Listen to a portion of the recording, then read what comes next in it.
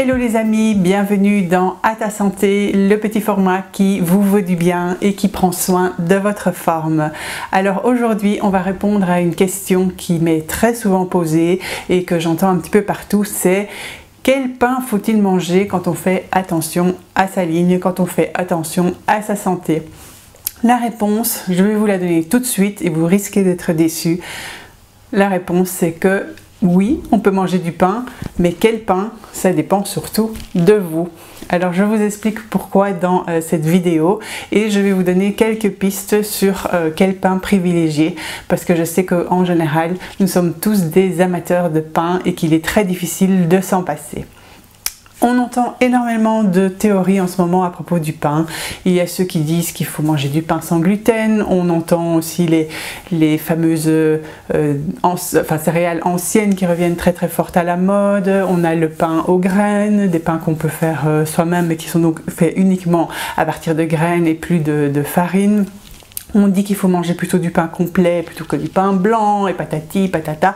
Bref, qu'est-ce qui est vrai, qu'est-ce qui est faux? C'est ce qu'on va essayer de démêler dans cette petite vidéo. Alors, manger du pain, c'est bon pour la santé, ça c'est vrai. C'est un aliment qui en général contient pas mal de fibres et qui est donc essentiel pour un bon transit qui est plein de bons nutriments si on le choisit bien. Donc pour ma part, je dirais, est-ce qu'on peut manger du pain? La première question, la réponse est oui. Maintenant, quel pain peut-on manger et quel pain faut-il choisir? On va analyser ce qui est vrai, ce qui est faux.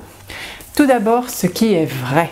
Ce qui est vrai, c'est que un pain avec des fibres est donc bon pour la digestion.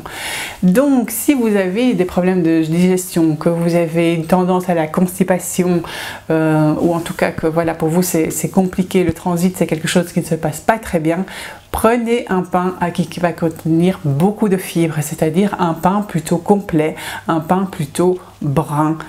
Mais a contrario, les personnes qui donc ont des soucis avec leur transit, qui ont un transit qui fonctionne un peu trop bien et qui vont plus vite aux toilettes, etc., eh bien ceux-là, il vaut mieux pas qu'ils mangent un pain trop complet, trop brun, contrairement à ce qu'on pourrait croire. Donc les pains complets ne conviennent en fait pas à tout le monde. C'est vrai qu'ils sont bons, c'est vrai qu'ils sont pleins de fibres, mais si vous avez des soucis de transit, ce n'est pas pour vous.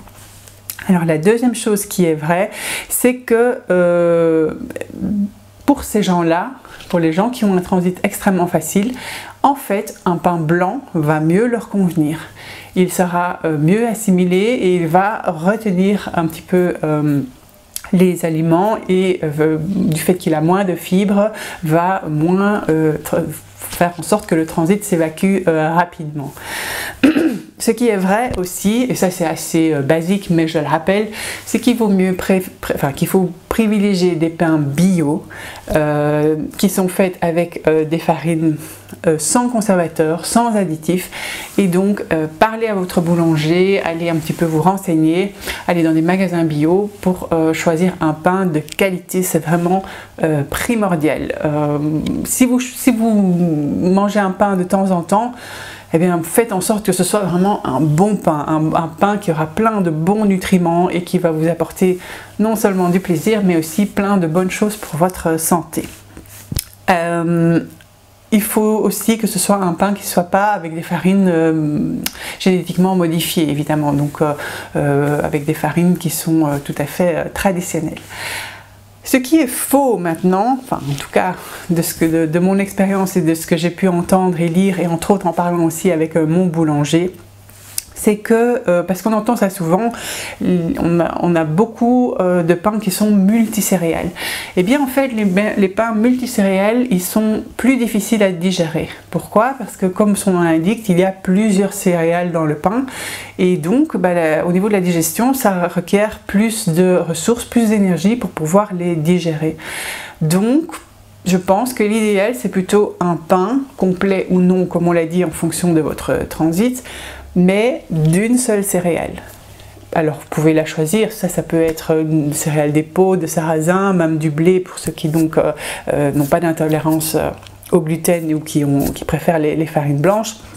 peu importe, mais privilégiez un pain avec une seule céréale. Ça va être beaucoup plus facile à digérer pour vous. Ça va nécessiter beaucoup moins d'enzymes et donc beaucoup moins d'énergie pour pouvoir digérer le pain.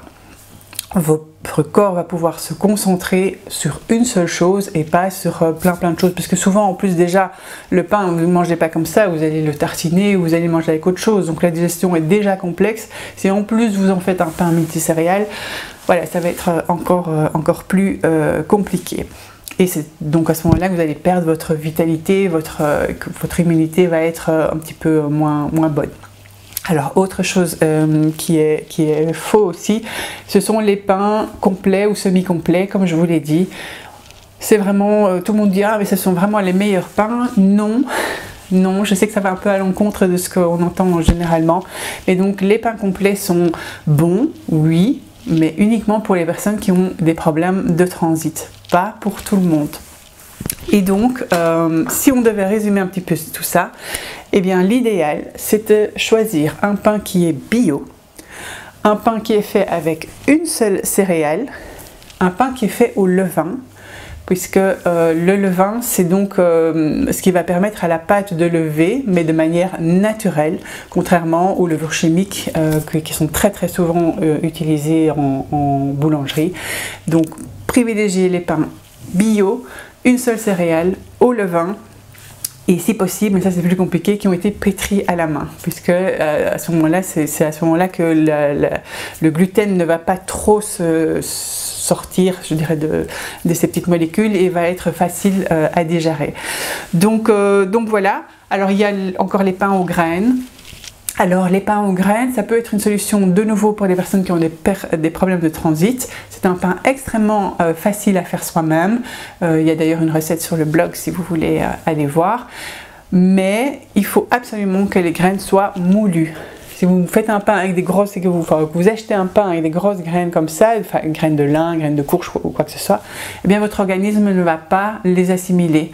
Pour que votre organisme puisse les assimiler et puisse prendre tous les bénéfices de ces graines, il faut qu'elles soient moulues. C'est à ce moment-là qu'elles vont pouvoir passer la petite paroi de votre intestin et qu'elles vont pouvoir aller dans votre organisme. Donc le pain de graines, oui, pour les personnes qui ont des problèmes de transit, mais avec des graines moulues.